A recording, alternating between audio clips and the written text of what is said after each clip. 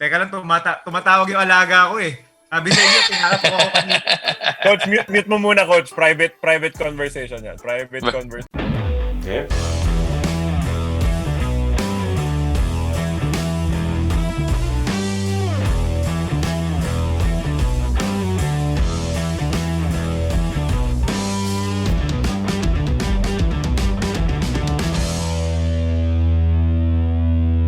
Interim Head Coach ng Phoenix, Coach Topex Robinson. Good evening, sir, Coach. Yes, sir. Sir Carlo, good evening. Magandang gabi at sa mga taga-subaybay ng inyong show. And Coach, over the past maybe 3 weeks to a month, talagang laman ng mga sports page, laman ng balita palagi. Yung squad mo, yung Phoenix, with everything that's been going on. How are you right now inside the bubble? Are you guys all settled in? So far, after getting the approval, a good thing everybody's got the pass to practice. So pretty much we're fine tuning pa lang because obviously this is a new. I mean, we might have the old guys, but basically these are new system that we're trying to imply. Not shying away from what we're used to do, pero slowly but surely, trying to bring in something new to this team. Coach Topex, alam natin yung kuponan nyo, malalim yung pinagdaanan in the past few months. Of course, so many issues that you had to hurdle. How good was it to finally get to practice yesterday? That first practice all together after all this time. Gaano kasarap makasama ulit yung kuponan mo? Wow, it's really something that we are so excited about. Just to share nga, yung first practice namin, which supposed to be a 2-hour practice, turned out to be an hour. Kasi na-excite yung pagpasok sa court na magkakasama. So, everybody was like loose, na parang nakawala sa koral. So, ang agang napagod ng mga players. So, sabi na, sige, pahinga na muna. But today was different. Medyo kahit papano, we kind of adjusted. But that first day, yesterday, was really something, kumbaga exciting at the same time medyo challenging for us. Coach Topex, aside from it being your first practice together in months, it was also your first practice as in an official capacity as head coach on an interim basis. Was there anything different? May magkaiba ba na dati associate coach ka, kayong dalawa ni Coach Louie nagpapatakbo, ngayon you're the head guy? I guess I was just hindi ako used na, I mean, you call the shots. But, with Coach Louie naman before, he lets me have my own time with the team. So, I guess it's just a matter of trying to be, adjusting to the changes then. Now kasi like when we do meetings, you have to organize it, practices. Kumbaga, but I'm so blessed din kasi I have a lot of support din from the coaches that we have. So wala naman masyadong naging changes. Siguro ito lang nagkaroon ng just like what you're saying. So walang ka-roommate. So yun yung isang bagay that is kind of new for me. Coach Topex, it will be the start of the new era for the Fuel Masters, no? Yung Phoenix. But of course, kailangan ding magbigay pugay doon sa nagawa ni Coach Louie. You both transferred from the Alaska franchise to Phoenix at the same time. Magkasama kayong pumunta dyan as head coach and associate head coach. What did he mean for this franchise? Oh, well, he pretty much, I was just picking up from how where he left off. Lahat nga dito is part of his program. The players that we have, everything. So it's obviously it's gonna be a big responsibility then for me trying to follow up what Coach Louie did for this franchise. That experience then to make it to the kumbaga quarterfinals. We made it semis. So it's big. It's big. It's a big responsibility. But I'm so grateful, obviously, for the experience we've had. We've worked together back in Alaska and then nagkasama rin kami dito sa Phoenix. So I really learned a lot from him because of the experiences that he had. Kumbaga, ang tagal na, he's won championships and he's been successful. So there's so many things that I've learned from Coach Louie, and up to now, I'm still, learning from him. So again, in a different position kasi it's gonna pose a lot of challenges for me. So I'm still going back to all those things that I've learned from Coach Louie. Coach, nagkausap na ba kayo ni Coach Louie after nun? And if so, may mga binilin ba siya sa'yo for the rest of your time with the team? Well, we spoke after that announcement, and he just kind of told me obviously of the things that I have to. I mean, it's gonna be a new experience. No matter kung ano yung mga sinabi niya sa akin, it's still gonna be what happens in the now. Kumbaga, there's so many uncertainties. That's one thing kasi kahit gaano katagal nag-assistant, it's still different when you pretty much handle the team eh. So, yung mga bagay na, kasi before when you're an assistant, you suggest. Pagka naging head coach ka na, you decide. So that's a big So whatever you decide on, the buck will always come on you. So sa'yo palagi mag-i-stop yung buck. So again, you just have to be courageous enough to try things and be responsible for whatever result that will imply. Kumbaga, at least you make sure you decide it on your own and be responsible for the result of it. Coach Topex, sa haba at sa ganda ng pinagsamahan nyo, was that phone call a little awkward? Or ayos lang? Were you both just professional about it? O yung friendship side nyo, nandoon di ba? At the end of the day, siyempre, you have to be professional enough to handle things. I mean, yun naman kasi yung trabaho namin as coaches eh. I mean, it's either they're gonna retire you or they're gonna fire you. So, yun walang doon. So, it's part of it. And, I mean, we've been, especially Coach Louie has been long in this coaching industry na alam niya naman yung proseso na yon. So, obviously, the phone call is to congratulate and to apologize. Parang ganun eh. But at the end of the day, it's what's important now eh, and then that's to take off from where he left off. So that's basically how it turned out. Coach Topex, may nag-doorbell yata. Pagkain na ba yun? Yung dinner nandiyan na. Yung rasyon.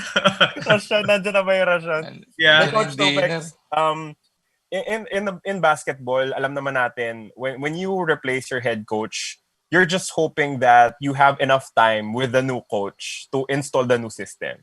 In the NBA, nakikita natin, a few days after being let go by the Los Angeles Clippers, Doc Rivers was signed by Philadelphia to a 5-year contract. Ganito kaaga. Gusto nila para maumpisahan na eh, di ba? Masettle na, maumpisahan na para pagdating ng bagong season, at least yung sistema nandyan na. Your challenge is unique in the sense that you will only have 13 days as a team. Yep, exactly. Less than what? Wala 2 weeks. Less than 2 weeks. 10 days basically. October 1 to October 10 yung pwede mong practice as a whole team na pwedeng mag 5-on-5 to install a new system or at least install the things that you want to see from this team. How challenging is that, coach, to make them, buy into what you are trying to do this early and to turn things around that quickly? Wow, that's a good Sir Carlo. Actually, I was just talking about yesterday with regards to focus. Obviously we don't want to focus on the season kasi pag inisip mo yung buong season, that's gonna be a big kumbaga napaka-challenging. But I just reminded the players to focus on the practice to practice, game to game. And again, it's not easy, but it could be done. So ang I think more than the result is we have to really be about the process of how it's going to be. So again, it's challenging, but these guys are grown men, and yun nga yung we always try to tell them is kumbaga just be man enough or professional to face these challenges. Siguro ang isang advantage lang that I have is I've been with this team for a while na rin. Yeah. So kahit pa paano, I'm not really somebody that's coming in ngayon pa lang. So there's this 3-year transition na rin naman that I get to know the players. So yung familiarity, I think it's medyo nabawas yon. So slowly but surely lang, obviously hindi mo naman kayang ibalik ta rin lahat kaagad. So trying to pick up from where Coach Louie left off, but at the end of the day kasi I cannot be somebody that I'm not. Coach Louie is Coach Louie, and he's really been around for a while, and I'm different. I cannot be that guy, so I have to be myself.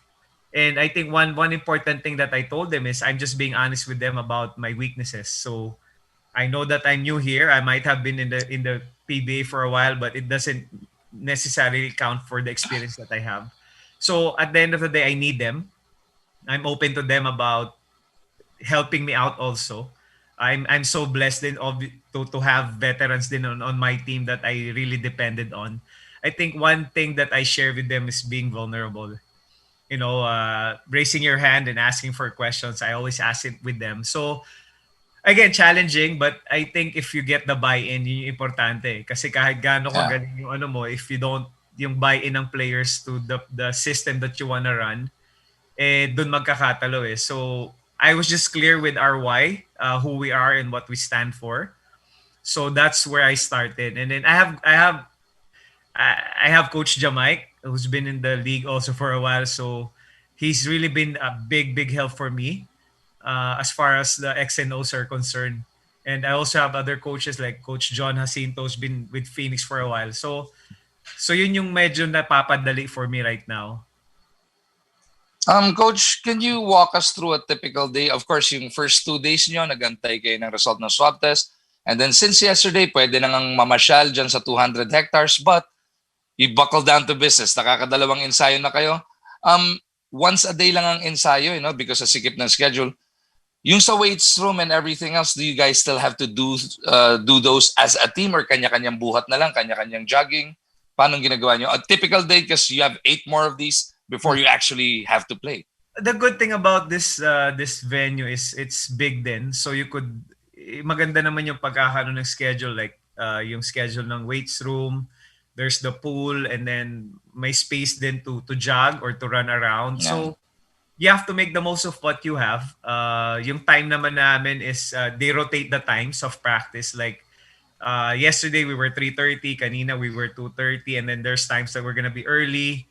Kumbaga, there are times naman that we're gonna practice 7:30. So you have to adjust eh. You have to find ways to do extra work. So yun yung ginagawa namin ngayon because yun na nga, ang daming oras din naman namin dito para sa sarili namin. So we make the most out of what we have. And I was telling to our team na this is not the typical hotel setup. So this is gonna be your life for the next few months. So ang daming challenges, but I just told them nga that you just have to be grateful that we still were able to play. So as early as before we got here, we were open about the experience na hindi to bakasyon, it's work. And we sacrifice being away from our families, so make the most out of it. A lot of us will miss our loved ones' birthdays, our own birthdays. So sabi nga namin, ginawa na rin naman namin yung sacrifice na yun. Might as well, make the most out of it. Coach, pa-commercial muna bago natin patuloy yung kwentuhan tungkol sa Phoenix and what you guys are doing over there. Curious lang, what will happen to your head coaching job doon naman sa Lyceum? You've had a solid program there for a few years now. Well, the good thing about it is, again, I was blessed to be in a school or in a program that supports my growth. So when this opportunity came, I asked permission from our president, Mr. Bobby Laurel, that this opportunity came along, and he was so supportive enough for the growth that he adjusted my position. And instead of being the head coach because of technicalities, he adjusted my position. Obviously, I still do, being a sports director, I still handle the operations of LPU, the campuses. So ang nawala lang dun is the head coach, which is, again, I'm so rin naman that I know that the coaches that we have there will pretty much do better. Well, I'm still gonna be there.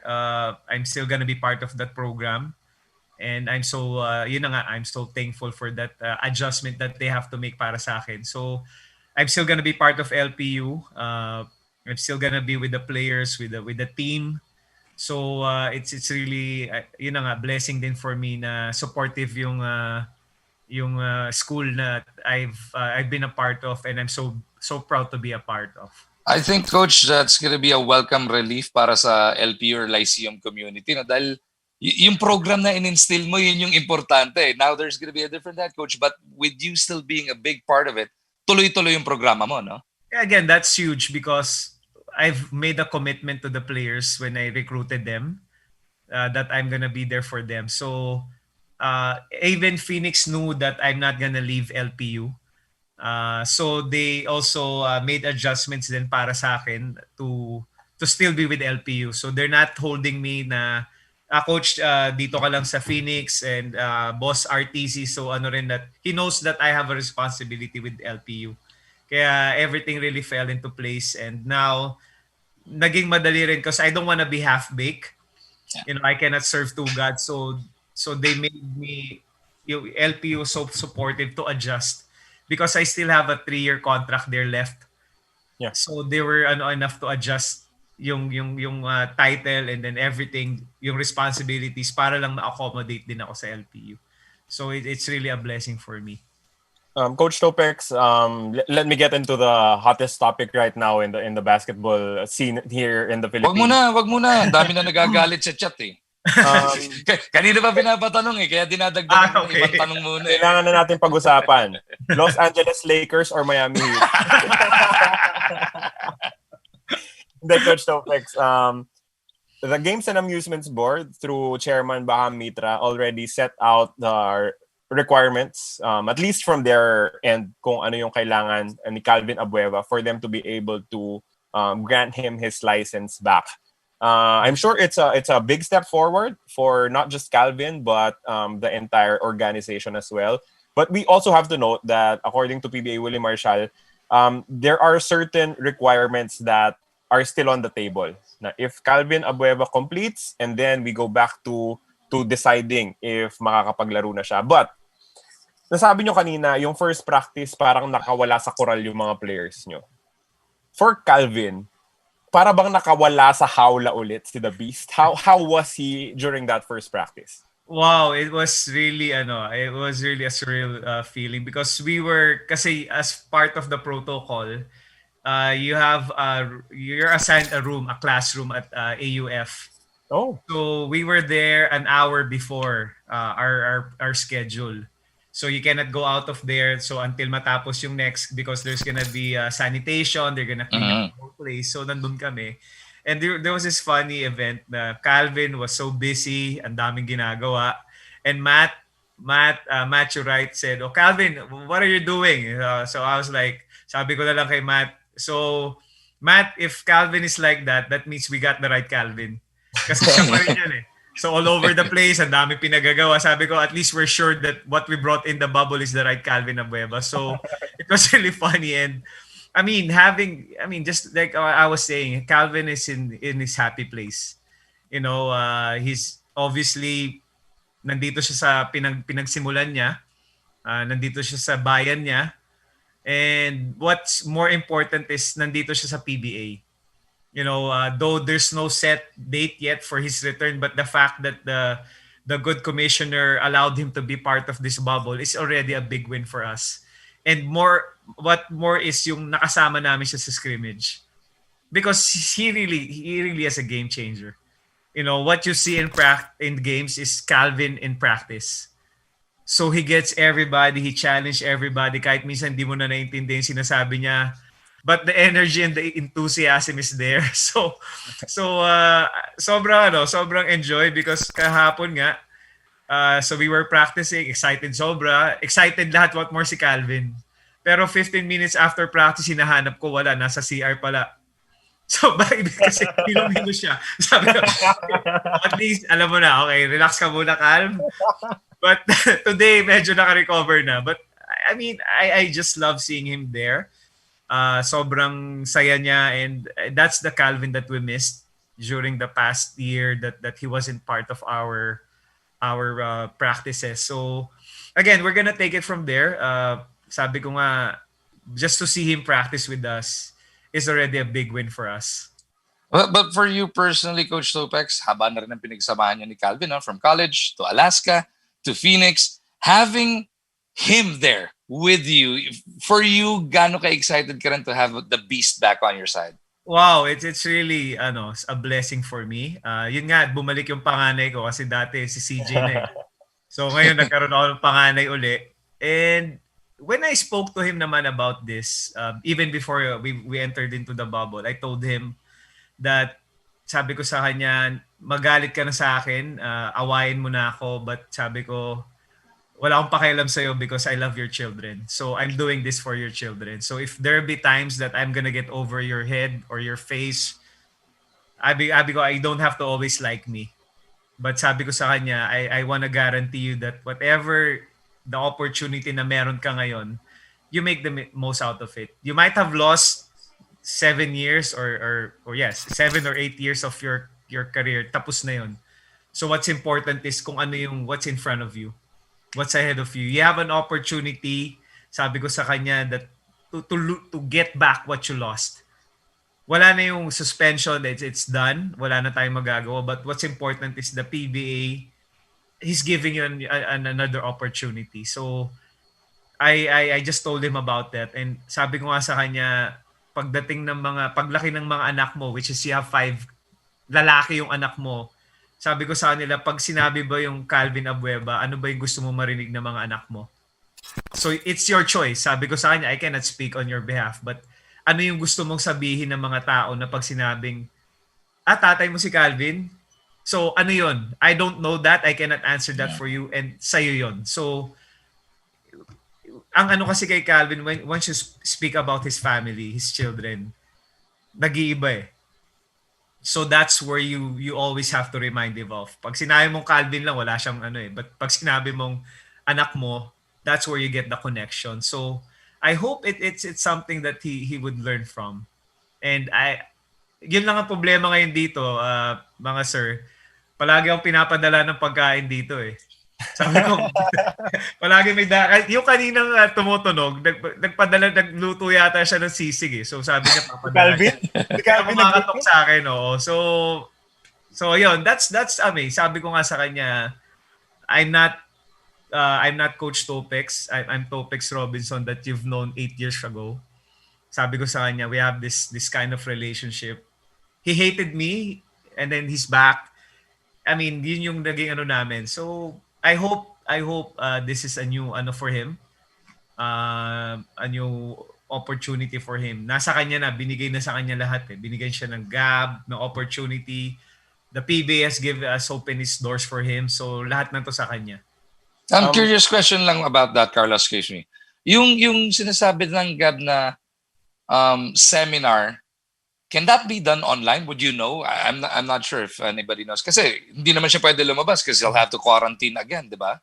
So hopefully, baka sa Zoom, baka pwede kaya yun? I think when we went there before we went to the bubble kasi we went to the commissioners, the GAB office. So we met commissioner. Before yung northbound, before northbound. Yeah, before we were busy that time. So we asked lang permission because we're going to the bubble. So we just gave a courtesy call to Commissioner Mitra, and Commissioner Mitra wasn't there. So Commissioner Trinidad, we were able to talk to him, and they explained to us naman yung kung ano yung mga possible mangyari, and I'm sure they appreciated us dropping by. So they'll find ways. Obviously, I'm just not sure, Sir Magu, kung paano magiging proseso. But whatever it is, sabi nga namin, we're so grateful that he was given that green light.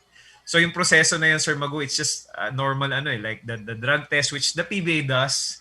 Meron naman talaga, yeah. They're not really making it hard for Calvin. So lahat na yun nga, sabi ko nga, they're giving that kind of opportunity for Calvin. So whatever it is, if it's a Zoom meeting, Calvin will obviously definitely do that because sabi nga niya na, Coach, nagawa ko na lahat eh. Ngayon pa ba ako titigil? Eto na lang konti na lang no? Konti na lang yeah. Yeah, which I like about him. Sabi niya willing siyang gawin ko ano yung gustong ipagawa because he admitted his mistake. Nagkamali siya, nagsorry siya, and he even wrote a letter to Gab, a personal letter apologizing for what he's done.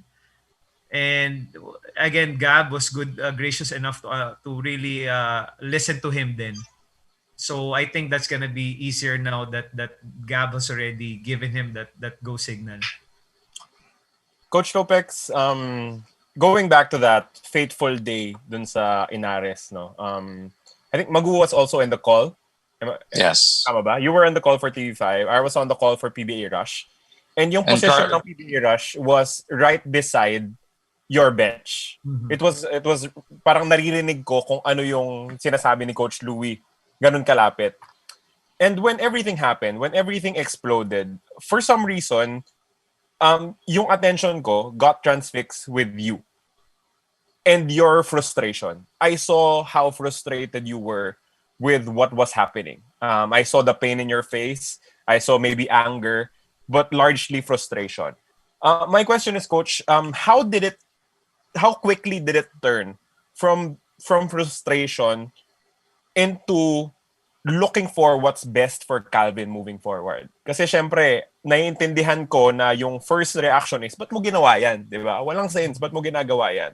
But as someone who has been with Calvin for the longest time, gaano katagal before you settled and say, kailangan mong tulungan si Calvin, kailangan mo siyang hanapan ng paraan to be able to get back what he lost?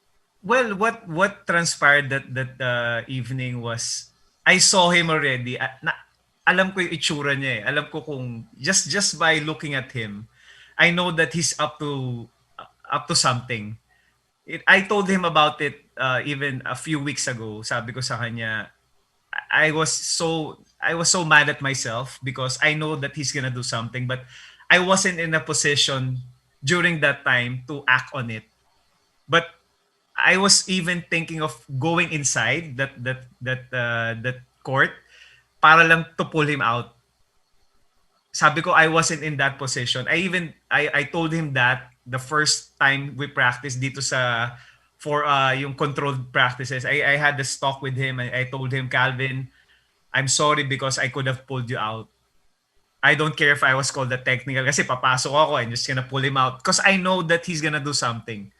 Maybe that's the I think coach, the whole building knew something was about to happen. Yeah. At that point, everybody knew, I think. And then and I told him that, Calvin, now that I'm here, I'm not gonna let that happen again. That's what I told him. If I have to pull you out, if I have to go inside and get called for a technical just to stop that play, I'm not gonna let that happen again. So I was so about it because yun na nga, I had a chance but hindi ko nagawa. So I told him, kaya nga sabi ko sa kanya, mag-away na tayo ngayon. If I have to do something because I don't care about you, I care about your children. Kasi obviously yung chance niya to make a mistake now is so na, kumbaga this is talagang na to. Small margin for error. Yeah. Oh, so pero coach, how do you balance that now? Because yun nga, sobrang nipis na. He's gonna be given a short leash. I think we all expect that, diba? Pero you don't want to lose his competitive edge, yung fire niya. How do you help him channel that to just pure basketball and no other shenanigans, diba? You don't want to lose his fire. Yeah, yun nga actually yun yung challenge now. Sabi ko nga, ano kayang Calvin na makikita ko? Kasi we haven't really So I was so anxious about how will he play kasi ang biro ko nga sa kanya, Calvin, ang target natin ngayon is I don't yung best player of the conference. Gusto natin is sportsmanship award. Yan. So again, the thing with Calvin kasi Sir Magu is once you get to connect with him, you have that connection. You could be honest with him about things, and he would reciprocate. Kumbaga, well, it has worked for us in the past, so I hope it's gonna work for us in the future when we start playing. But even when nung nasa San Sebastian kami, we always have this eye contact. If alam niya pag ayoko yung ginawa niya, so I hope it still goes deeper. But now what I've seen in him is, he obviously the experience has changed him. But the question nga, Sir Magu, is yung competitive ano niya kasi. Yun yung dun siya nakilala eh. So I guess we have to make sure that we be vigilant, not just me but the whole players, the whole team, and try to make sure that he's not gonna be in that same position again. So sabi nga namin, baka ngayon mas maraming yung mga inaangal mo before, baka ngayon mas maraming gumawa sa nun. Kasi alam na nila how to, your boiling point eh. So expect that. So I've seen this coach maybe once, a few times, pero ang pinaka naalala ko, pwedeng dalawa eh, pero ang pinaka naalala ko yung Ron Artest.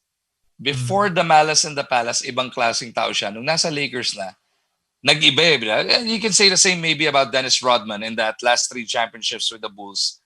Medyo, actually, hindi naman siya na-tame nila Jordan. Pero kung maiiwan sa basketball lang yung fire nila, mag-iiba eh, no? Yeah. Bago si Ron Artest, muntik tanggalin yung ulo ni James Harden eh. Basketball play pa rin naman eh.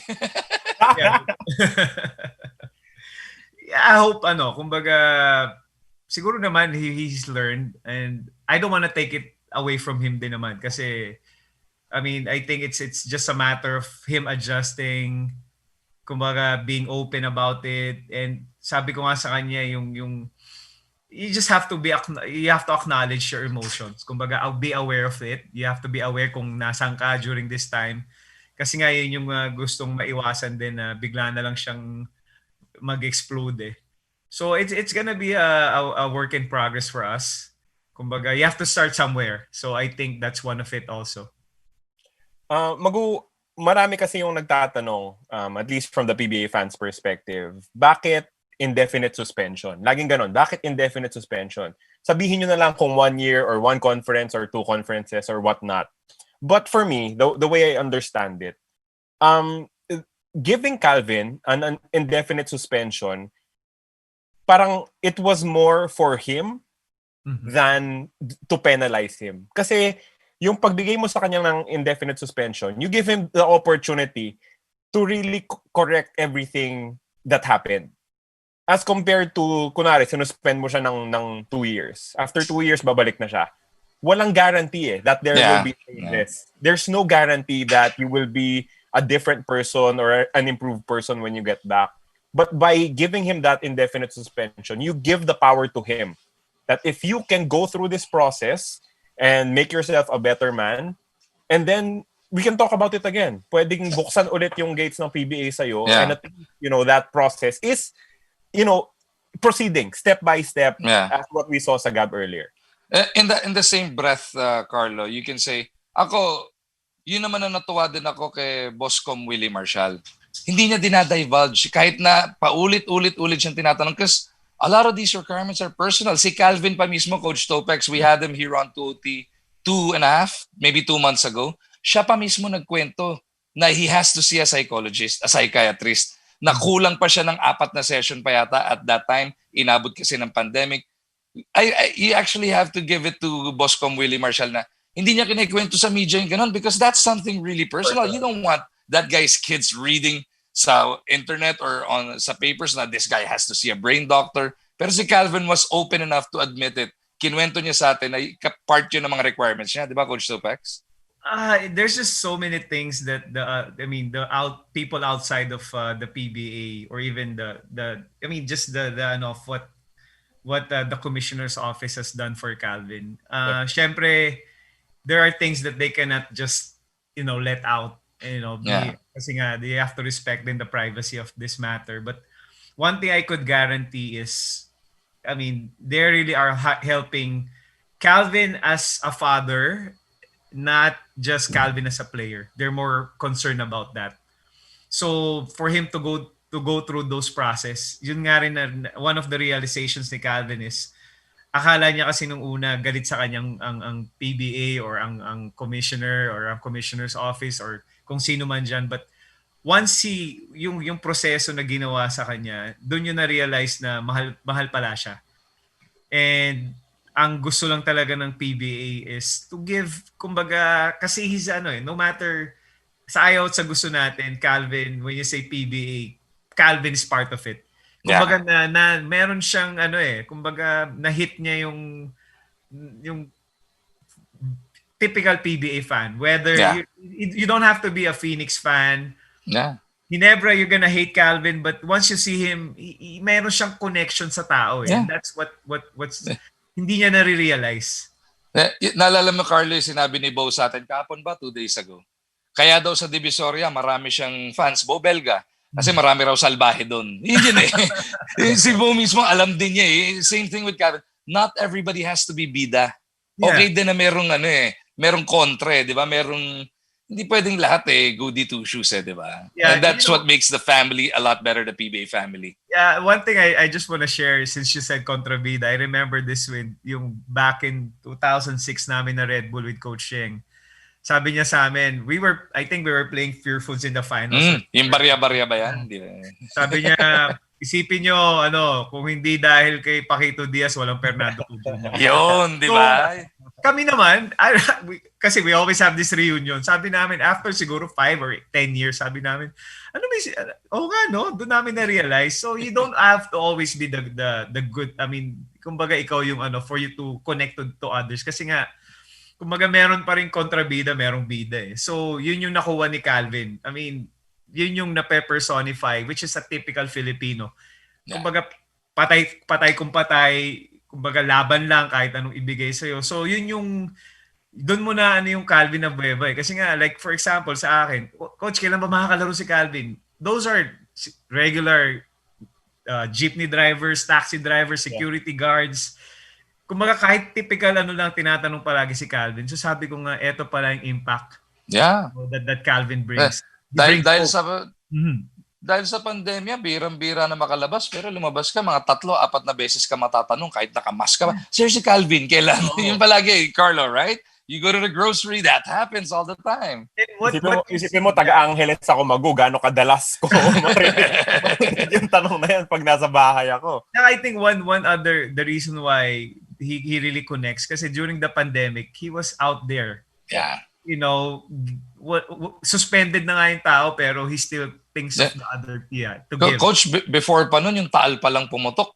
Ready, lumaban na kagad si Calvin Talagang he was there for the people. Yeah, and you don't, sabi nga ni Commissioner when sabi niya, alam niyang mabuting tao tong si Calvin kasi nga suspended ka na obviously wala kang nakukuha but you still think of giving to others. So alam niya kasi kung saan siya nanggaling. Alam niya na kung nakarating siya sa PBA dahil may taong tumulong sa kanya.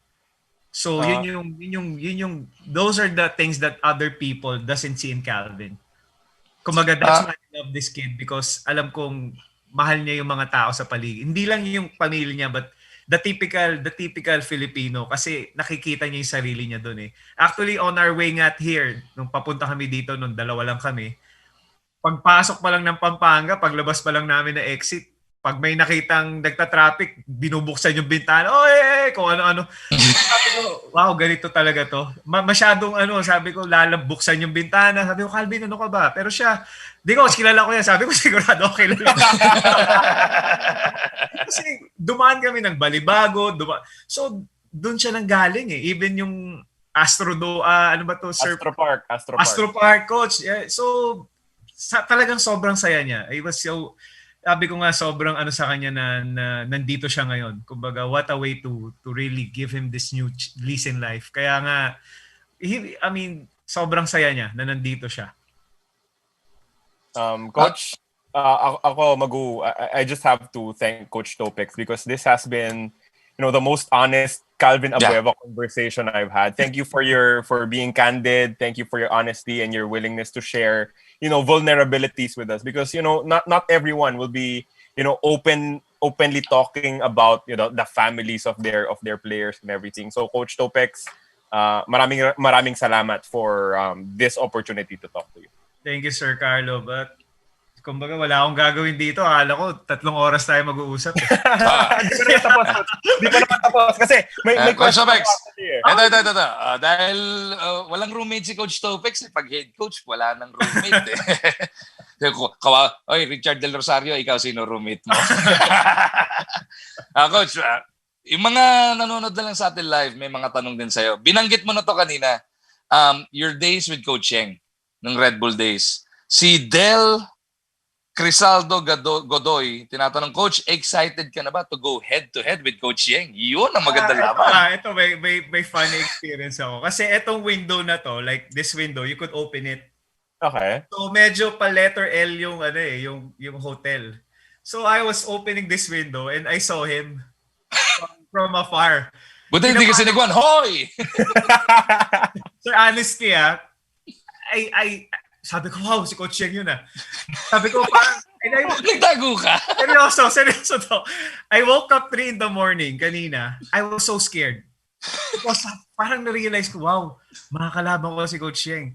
Because I have so much respect for that guy that kumbaga, hindi pa nagsisink in sa akin that I'm gonna play against him now. Coach Leo Alas was there. So, Kaloy, katapat ko lang, palagi akong kinukulit. Dito sa makulit talaga yun. Madaldal yun eh. So, ang daming kwento. But sabi ko nga, this is really a blessing because, again, being with these guys is really just gonna make me better. Yun lang yung palagi ko. I'm not there to beat them. I am just thinking of them to make me better. So, it's really gonna push me to the limit. So, sabi ko nga, it's really a blessing for me to be here. So, playing against those coaches now is really gonna be an experience that I'll never forget. Kasi nga sabi ko, those coaches there, Coach Leo was my coach back in the PBL, Coach Yeng in the PBA. So pretty much who I am now as a coach is based on what I've experienced from them. Kaloy was my teammate back in the PBL then. So sabi ko nga, it's really been a blessing for me. And just looking back, I've been coaching back in 2011 after Coach Tim Cone gave me an opportunity to be part of the coaching staff. So sabi ko nga, why would I be scared wherein I could just be savoring this moment? Because again, it's a blessing for me. I never really imagined that I'm gonna be here right now. So it's a blessing for me na yung naging blessing ng pandemic sa akin is I was given this opportunity and yun lang I always share this with my players, even kanina seriously nagising talaga ako ng kasi that day nung kahapon ng umaga pagbukas ko ng bintana nakita ko si Coach Yeng. Sabi ko wala to. Pero di ako nakita, sabi ko. Kaya tuloy pag sumisilip ako dito, tinitignan ko yung window. Kaya pala nakasara ngayon. Kaya ngayon sinasarado ko dahil ando sa tapat. Coach, yung bintana ba nabubuksan mismo? Hindi. Hindi, buti nga hindi. Kasi marinig mo, sisigawan. Hoy, Topex! Ganun talaga si Coach. Yeah, that's why sabi ko. Yun yun si Coach Yeng may baong sariling megaphone. You know what, sa sobrang galing na ni Coach Yeng doon, tinatimingan niya na dead air. Kaya talaga maririnig talaga ng lahat. At ngayon, walang fan sa loob ng AUF. So, yari na. Ito, follow-up natin about Coach Yeng pa rin. Siyempre, dahil everybody's gonna be looking forward to that game si Dave Adarlo, Coach Topex, anong pinaka-memorable experience mo kay Coach Yeng nung player ka pa? Sobrang dami. Pero one of the things kasi, we went to Guam during this one time. We played there against Alaska. So we played in the evening. Tapos sabi ni Coach Yeng, we had breakfast. Guam yun. So sabi niya, pahinga na kayo kasi may laro tayo later tonight. So we had this morning shoot around. So kami nila si Enrico, instead of resting, nag-shopping, namili kami.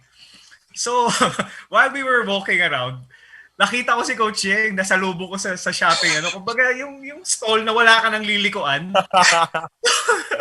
So nakita niya ako, tinignan niya ako. Ang una ko sinabi, Coach, kasama ko si Mick tsaka si Rico. So sabi ko, sobrang takot ko kay Coach Yeng noon dahil nakita niya ako doon. Siya rin namimili. Pero syempre, head coach siya, player kami.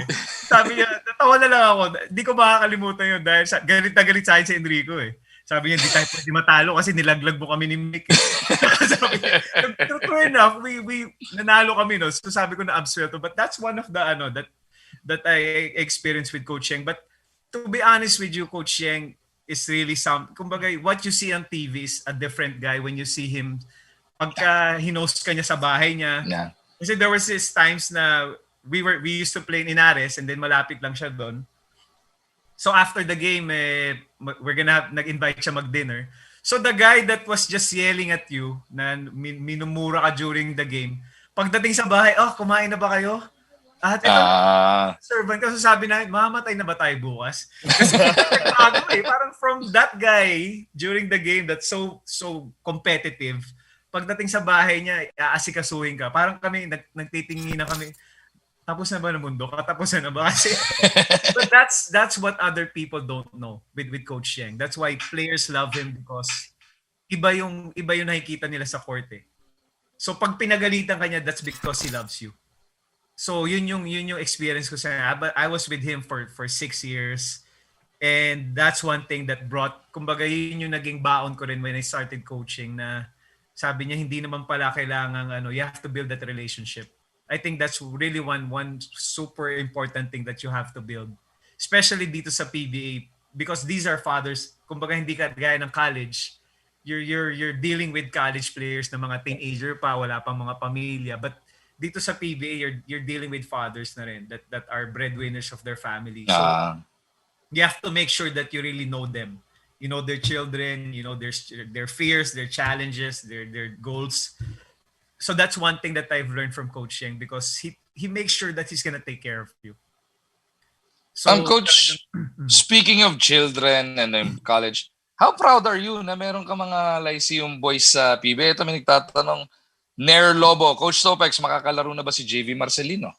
Well, right now kasi si JV, we kasi nga limited yung namin dito with because of the limit of the contingent here at the bubble. So sila nito si Tansinko hindi sila kasama dito sa bubble. So but they're still gonna be part of our team.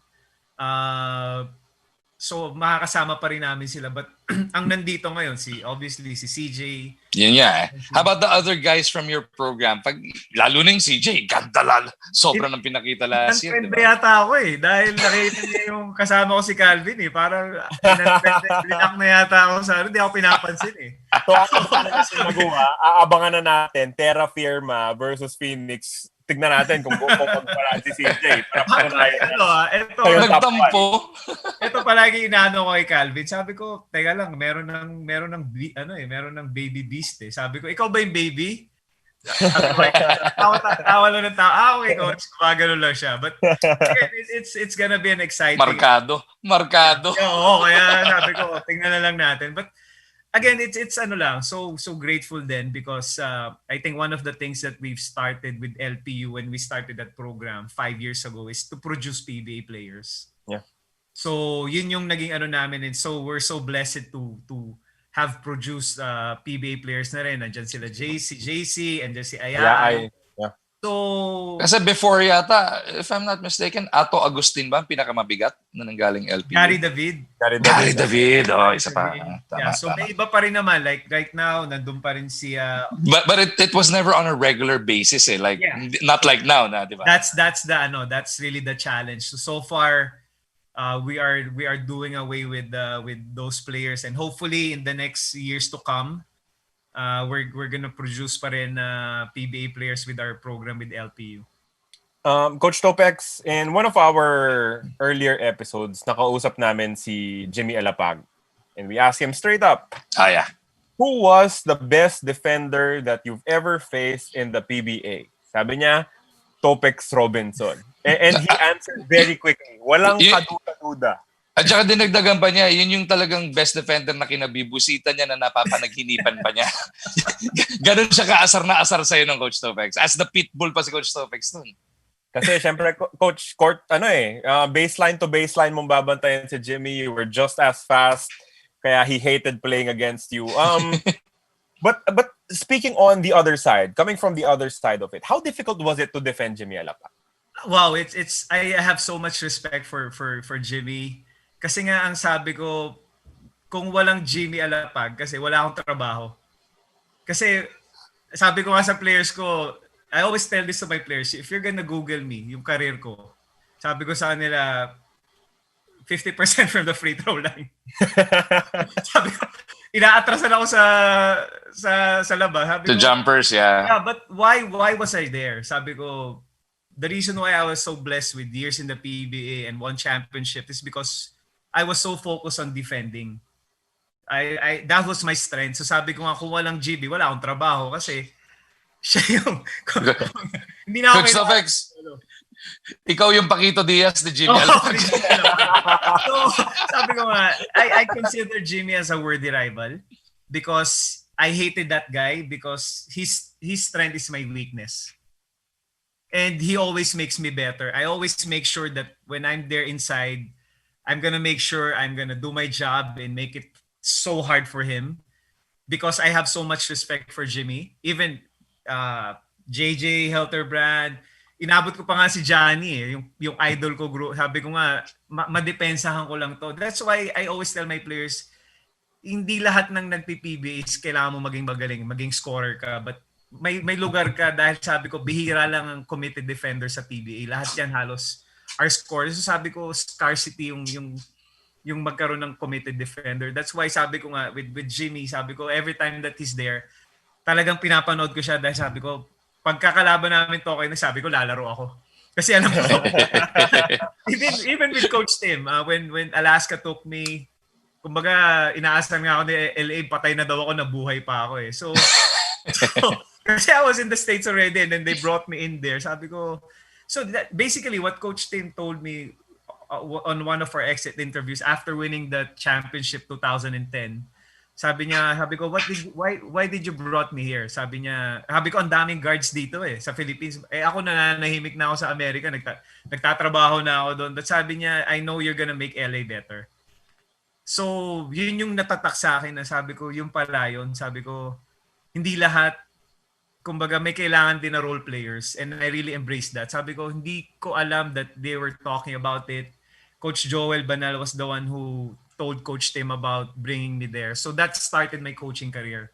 So sabi ko, yun pala yun, no? So being the best, kumbaga pinapagaling mo yung kasama mo sa practice. So hindi mo kalaban yun. Kumbaga kasi di ba ang mentality natin, basta star player, gusto mong angatan.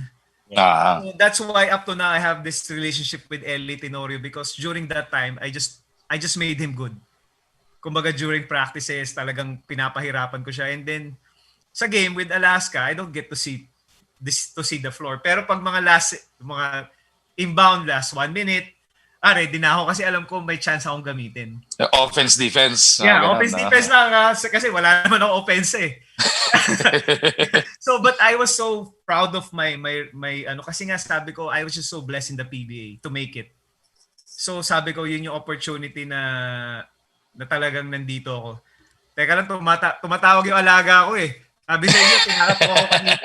Coach, mute mo muna, Coach. Private conversation yan. Private conversation. Baka ko ano... Kasi yung sisig to eh. Teka lang ha. Sige, Coach. Balikan mo.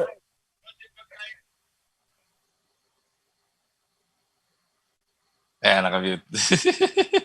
Baka ko ano sinasabi ni Calvin. Private conversation yan. Na-miss kong kakwentuhan si Coach Topex. Sinabi na yata niya eh. Sige, unmute mo. Siya na yata yung nag-mute. Okay. Wait lang, Coach. Yan. Tumawag nga siya kasi kanina pa daw niya kinakatok yung pagkain nandun daw. Titig mo, Coach. So, sabi ko, di porket bibigyan mo ng pagkain, i-starter kita. Again, sabi ko, wala problema. But going back, relax lang sa sisig dyan, Coach. Medyo, alam ko, masarap. Ako kahit araw-araw ko kainin yan, okay lang. Masarap ng pagsisig dyan. Magsasawa ka rin sa pagkain dito eh. I mean, di ba? Siyempre, everyday, yun yung So, masarap din yung may variety. Coach, ewan ko sa tayo nalaglag pero yung question ko kanina was that you were the pitbull. You were known for that defensive mentality. You built a career out of it. Built a coaching career out of it. yung mga boys mo sa LPU, sa Lyceum, if you instruct them to run through a wall for you, they do it. Ganon yung pakiramdam namin watching your players. Kung utusan mo silang dumikit sa isang player na babantayan nila for 40 minutes, they will do it. But as you said, it's a collegiate game. They have their full trust in you because alam nila na yung gusto mo is to see them in the PBA. How different is the process for you now trying to build that same mentality but with professionals? Well, what I've learned, kasi nga I was blessed din during that time that I was with Phoenix. So in the morning, I'm with LPU, college, and then pagdating ng hapon, I'm with the pros eh. Yeah. One thing I've discovered, the problems with the college players and the problems with the PBA players are the same. And it's about, at the end of the day, yung basic human need natin is the sense of belongingness or kasi dito, in the morning, yung mga bata, kumbaga, same problem. Ang ano nila is they wanna be heard.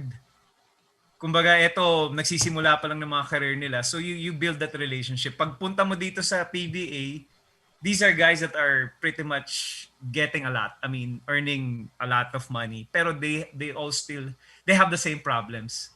Kumbaga, they just wanna have a sense of belongingness. People, kumbaga, basic need natin is the sense of being taken care of. So, totally different. College, you could really make them run. But professional, obviously, it's a different case. But what's important here is you have to have that sense of yung trust. And you have to make sure trust is not an instruction. It's a feeling. So, especially dito, Sir Magu, Sir Carlo, just like what I told you, ito decision makers na sa pamilya nila. So they make decisions. So sabi ko nga dito sa amin is, I don't want to treat you as kids because if I treat you as kids, you're gonna act as kids. So there's gonna be a lot of, kumbaga, being open. Kumbaga, I'm not really a rule guy. I don't set rules because, again, rules are meant to be broken. Kumbaga, so it's gonna be an open ano.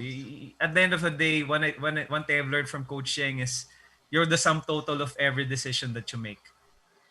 So bibigyan kita ng freedom kung ano yung, alam mo na yung tama at mali, matanda ka na eh. Tatay ka na nga eh. So you make decisions. So, but at the end of the day, you'll be judged. Wala naman kasi ditong 30-year contract sa PBA. So whatever it is, your contract's gonna end. So kung ano yung ginawa mo before that contract expires, babalikan natin yun. So yun yung one thing that I've really learned from Coach Yeng, na eto yung ano mo, at the end of the day, you'll be judged.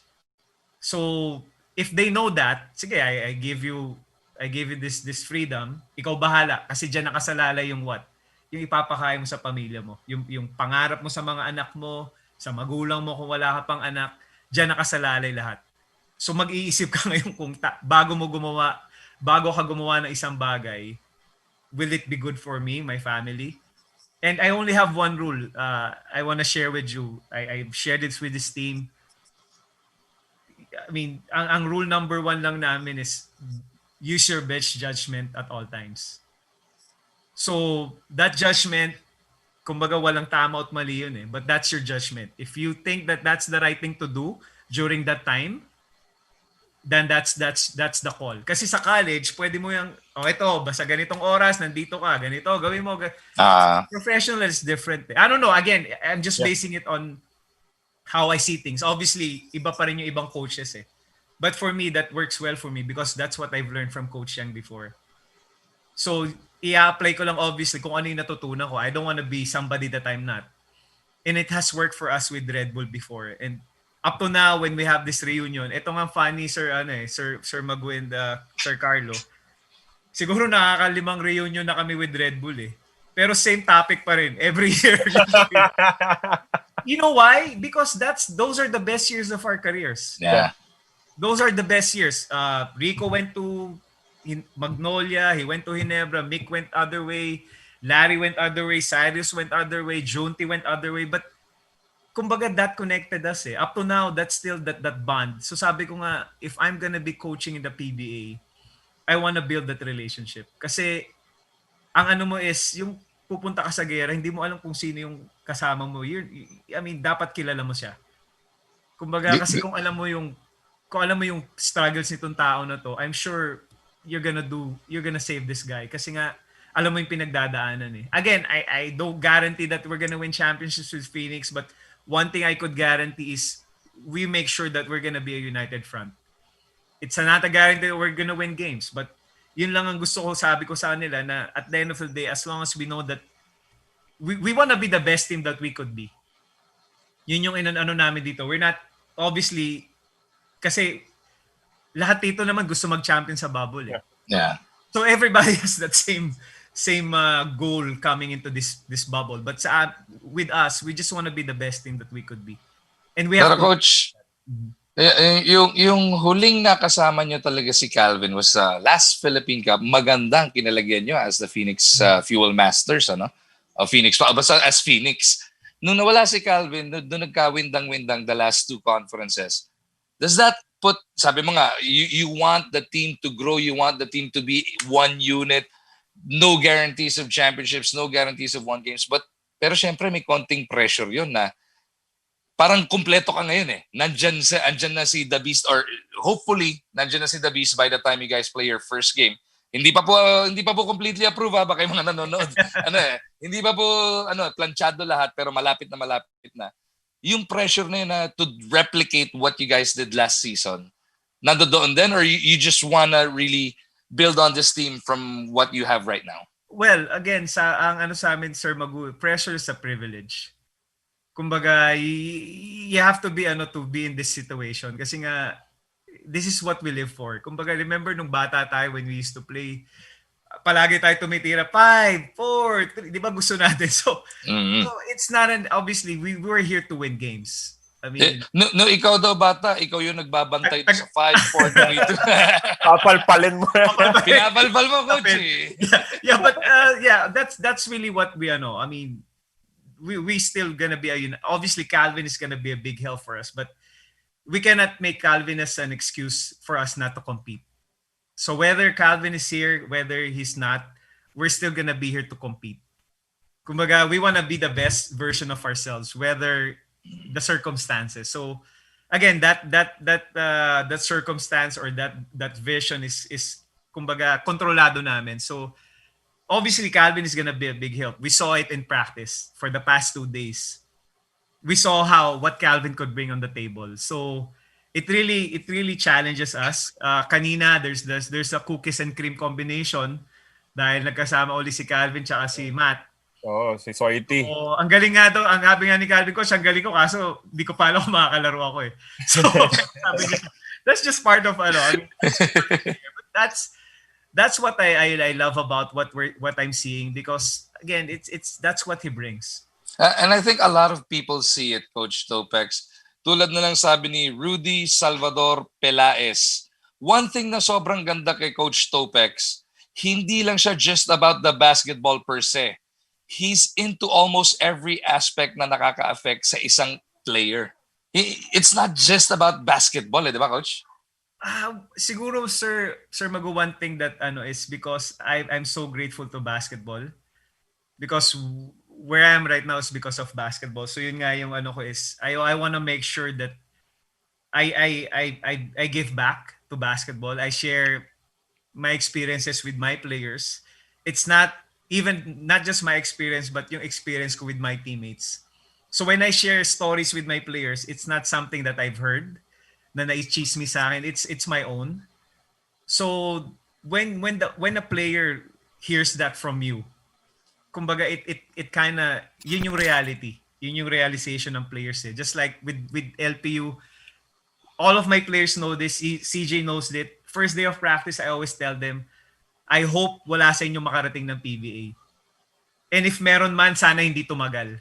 Kasi I want to make sure that they value their education. Kasi this is the reality, Sir Magu, Sir Carlo eh. Kumbaga, yung PBA kasi, you're done 35, 33. If you're Asi Taulaba, 40. 65 65 na yun. I saw Asi kanina, tumatakbo pa rin. So sabi ko, mukhang malayo pa to. But the reality is, Asi's one. Mark Caguio is one. But the rest, like 300 players. So I always tell them, when you're 30, swerte ka na kung ilang taon pa lang yung anak. Sana college na yung anak mo nun. Kung maaga ka nag-asawa. So I always tell this to my players with LPU, yung importansya ng pag-aaral. And for you to get a degree. Kumbaga yun yung naging ano ko with my players. That's why up to now, I'm bugging CJ kasi may naiwan pa siyang units with LPU, and he told me he's gonna finish his, I will finish his, he will get his diploma. Yung Marcelino twins will get there. So that's what really I share with them. Kumbaga yung PBA is, use PBA as a way for you to secure your future, not just for you, syempre, but with your families din. Kasi nga it's been good to me. It's really been so ano for me. That's why sabi ko nga it's another ano sa akin that now I after 9 years of coaching, eto naman PBA. So I don't know how long I'm gonna be here as a head coach, but what I'm sure of is I'm just here to serve others. Kumbaga saan man ako dalahin ng basketball ko, it's always about service. Coach Topex, thank you for this wonderful conversation. We appreciate the time. We appreciate the honesty. But before we let you go, I still have 2 questions. Yung una, bibili ka ba ng kape kay Paul Lee? Yung pangalawa, magsha-shopping ka ba doon sa Belga Aranya Sari-Sari Store? Actually, ang daming ano dito eh. Ang daming pakulo eh. So, Ba't pa magsha-shopping? May libreng sisig galing kay The Beast. Oo, medyo nagpapadala ng ano dito. Even Kaloy, si Kaloy medyo healthy na eh. Puro in-order lang dito. Wow. Ba? So sabi ko, okay to ha. But there's ang daming sobrang ano. I mean, this sabi ko nga, coming into the bubble, we are a united front, the PBA. Yeah. Kasi we want to bring hope. That's the reason we're here. The PBA is now the hope of the Filipino nation. Kasi nga, yun yung responsibility namin. We're not just taking care of our team as Phoenix, but we're taking care of the whole PBA. Yeah.